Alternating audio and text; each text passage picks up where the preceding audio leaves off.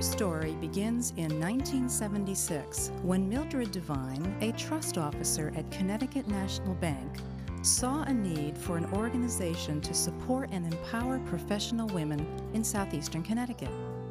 It's hard to believe that at that time, women were not allowed in certain clubs or permitted to join certain organizations. I was working in the bank, and there were very few women in business and professional positions in the area. The Thames Club, at the time, it was an all-male club, and men in the bank belonged to the club and went over there for lunch.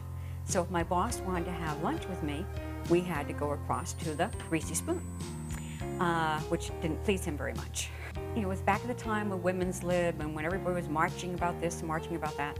And so he thought I should get my placard and start marching up and down in front of the Thames Club.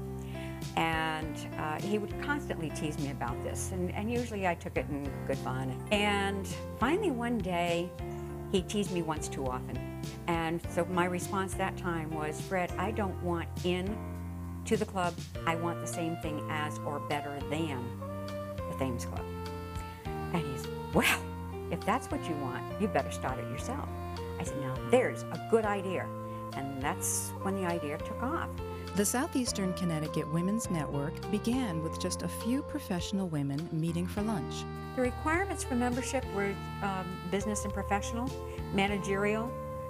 We wanted to keep it at a level where people could make decisions and could afford to take an hour and a half for lunch once a month.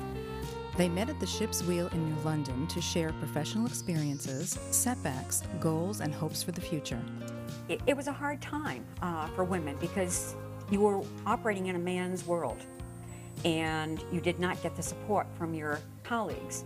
And so it gave us a chance to reach out and to address some of those issues that we were feeling internally or we're experiencing in our own professions, to talk with other professional and business women who were experiencing some of the same things. The recruitment process really started off with one-on-one. You know somebody else, and so you invite them to come and join the group. The network included women in the banking industry, small business owners, chiropractors, realtors, and attorneys. Nan Crowley and Linda Mariani were two members who joined early on. I received a phone call from Millie Devine, who was a fellow banker, and she asked me to meet her for lunch, and we talked about the fact that she would like to start a professional women's organization. And I didn't hesitate for a minute. Then I started seeing announcements in the newspaper of women coming to the area, so I would just drop them a note and invite them to come join us and see if it was something they were interested in. And more times than not, they came along, and that started growing the group. I got a letter from Millie Devine saying, gee, I read about you in the newspaper. I understand that you're a lawyer in a large firm, and we are putting together a group of women to support one another and to really network. And I remember being so happy when I received that letter. What started out as a handful of women meeting for lunch turned into 40 members by 1978, and the network was formally established with a mission statement, bylaws, and a board of directors. In 1980, a second group was formed in Norwich. It was very exciting. There was no thought that we were going to fail and that there wasn't a need for us, and it's proven itself through the years.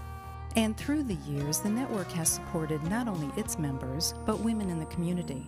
They started helping the Women's Center of Southeastern Connecticut, an agency established to meet the needs of victims of domestic violence.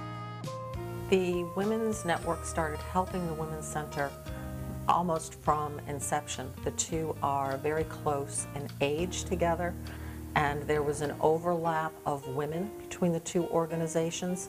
The volunteer initiative was very significant, and one of the first programs that we did was a workshop for the women in the shelter. Those workshops continued with members of the network teaching life skills, from how to dress for a job interview, to financial seminars, to confidentiality and legal issues. I think both organizations realizing that there was a need for women-based organizations that helped women either professionally or when they were in situations of despair. And so the relationship started way back then at the beginning. The network was a cutting-edge organization. When we got rolling in the 80s, we really grew by leaps and bounds. As we became an even stronger organization, we felt that it was a wonderful opportunity for us to make a difference in some people's lives and set examples for other women. An opportunity to give back to the community presented itself when the merger between Norwich and Southeastern happened in 1985. They had some money that had accumulated, not a great deal, so they decided to turn that money, obviously over, but they wanted it to be earmarked as a scholarship fund. And we offered the first scholarship to a graduating senior of East Lyme High School in memory of one of our members. It was a group of professional women, very passionate women as far as we believed in what we were doing, not just in our careers, but we were doing in the organization. And we were persistent and tenacious. And it was just a very unique group of individuals, and I happen to think it still is today. During the 1990s, the economy tightened and downsizing occurred more often. The network drew on their strengths and empowered those facing an unfavorable job market. We began to see a very great need in our community for business women to be mentoring others, particularly in a tight economy. We began to offer what we called Network Associates, and it was a monthly program at the Groton Public Library. The workshops ranged from how to dress for an interview to how to conduct yourself in an interview, and all of this was a free service. It really was a remarkable gift to people who were feeling frightened when there were so many people applying for the same job. The discouraging job market impacted this professional organization. The network took a closer look at its membership requirements. In the 90s, more and more women were entering the business world. So our goal refocused not from trying to assist one another in coping with parity or with our success, but it focused on helping other women to achieve the same success. And we therefore wanted to bring other women in, whether or not they were the head of a corporation, the owner of her own business, which had originally been the qualifications that were required to join the network. That was the beginning of the diversity that brought us a wealth of new people, new ideas. Diversity beyond anything we had imagined. And we grew stronger because of that into the fact that network today is open, that there are no restrictions on persons who want to be members. And that, of course, does include men. And we benefit from that diversity. The network discovered yet another strength, fundraising. The initial idea for the fashion shows is to raise money for the Women's Center, and the very first fashion show raised somewhere in the neighborhood of $14,000. It was a huge success. The women really bonded and became even closer friends as a result of trying to put that all together. As the network grew, so did their support within the community. For many years, the group knew that the key to becoming a viable business entity was to become a not-for-profit organization. We're a tax-exempt organization, and you're able to do certain things under that umbrella as a not-for-profit with regard to fundraising and giving out scholarships that you wouldn't be able to do legitimately otherwise. From the very beginning, communication was essential through newsletters, the directory, and at the luncheons. In the new millennium, membership grew rapidly and the group became even more connected to the world. It was a big deal when Women's Network got its own website. We were one of the first in the area, so we felt very proud of that. It put us on the cutting edge. We were now a group to be reckoned with. In 2002, the network wanted to make a significant contribution to the Women's Center, so they participated in a national program called Buy a Brick. Well, it took off like gangbusters. We couldn't believe the number of orders that we were getting, and it turned from doing a little patio into doing the entire sidewalk. Many heartfelt inscriptions and words of encouragement lie on those bricks, for that path is traveled by domestic violence victims every day. We had a dedication ceremony which was very well attended, and the net result was over $10,000. And we were able to furnish the first floor waiting and reception area. The Women's Network to Women's Center is a lifeline. The organization and its basic philosophy of women helping women has never changed. From donations, event sponsorship, and volunteering, the network continues to provide toiletries, toys, clothing, household items, and food to the agency. When they were doing the fresh fruits and vegetable drives, the very first one, we had bunches of fresh bananas, and we had a 5-year-old boy in our shelter that had never seen a banana, and that makes you realize the value of what Women's Network does. What you and I take as a simple donation really is not for the men and women that we serve. Another way for the network to help women is through the Scholarship Fund. The network gives 3 scholarships every year. One to a student at Three Rivers College, one to a student at UConn Avery Point, and one to a student at Eastern Connecticut State University.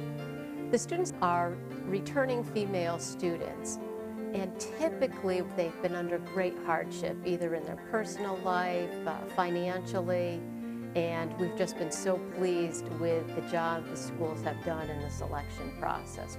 Holly Butler was the 2006 scholarship recipient from Eastern Connecticut State University. Scholarship has helped me by continuing my education, helped me with books and other supplies that I needed for school, and every bit helps, and I was very thankful for it. After Holly Butler was awarded her check at our luncheon, she wrote a lovely thank you note to the network and included a $25 check to be added to the scholarship fund, which I just thought was wonderful.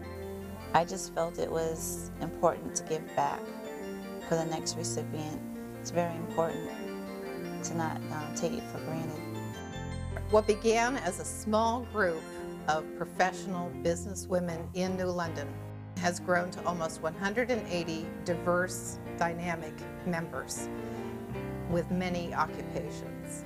Well, our directory today has a lot of different categories that we never had before, and some of our members have very interesting niche careers. We have several members that are life coaching or landscape architects, senior move managers, and those were occupations that did not exist 30 years ago. We have a number who are in the alternative medicine offerings, the massage therapy, the Reiki, the reflexology. You need it rubbed, we've got somebody in the network who's going to be able to do that for you. Even women in transition are encouraged to join. There are a number of member benefits. A monthly luncheon for networking that includes a guest speaker. So the range of presenters have been educational, they have been entertaining, they have been obviously very informative. And it gives us something to go away with for the rest of the day that we share with others. As a member of the Women's Network, you can attend chamber events. That would be the Mystic Chamber of Commerce and the Chamber of Commerce of Eastern Connecticut at chamber member prices. Other member benefits include exclusive use of the directory, advertising opportunities at the luncheons and monthly newsletter, and access to a comprehensive resource library. The Southeastern Connecticut Women's Network is a place where the professional is fed by the personal. I'm a graphic artist and designer, and as a result of working out of my home and the fact that I am sort of a shy person, it's really helped me come out and be able to talk with people and make really good friendships and business connections, and it's just really enhanced my life. There are a lot of benefits to being a member. The networking, the fellowship, and it's been a tremendous learning experience for me, being a minority when I've been used to being in the majority for all my life. I've stepped way out of my comfort zone, but now the network has become my comfort zone. So I feel very much at home, and it's been good for my business. I feel honored to just be a part of people who care about the community. I get great ideas, great advice, because I'm new to the whole thing, and I love that. I kind of feel like everyone's little sister. Would you like me to get teary-eyed? I was actually trying not to get teary-eyed, okay? I can see little listening here. Yeah. Friendship, business, commitment. It's a safe place to come. It's a place to come and be nourished. There's a high level of energy. I really think that it is a place where excitement and delight in each other prevails. It seems I've been in network so long, but it means to me that it's a place I can go where I can find comfort if I need it. And certainly I have needed that from time to time in my life. In my own life situations, when you lose somebody in your family, and all of a sudden the Rotary Club is there, the Women's Network is there, and you've got this whole support system out there. I know my sister and I always said that as our family diminished, the community became our family. It has become even more important to me over the years. I'm very, very proud of this 30-year-old child of mine. And I give it all kinds of kudos, and to all those who have succeeded me in the presidency over the years and have taken it in different directions. I'm very, very pleased and very proud of the whole organization. We are a young organization, but the fact that someone had the original idea and she asked someone else to join, and then they looked around for another businesswoman and asked her, and we've had all these wonderful women over the years who have sustained the group, who have helped the group to grow, who have set up the ground rules for the organization, and who have been working for it, and we all care about the group. And so that's what's kept us going, and that's what will keep us going in the future.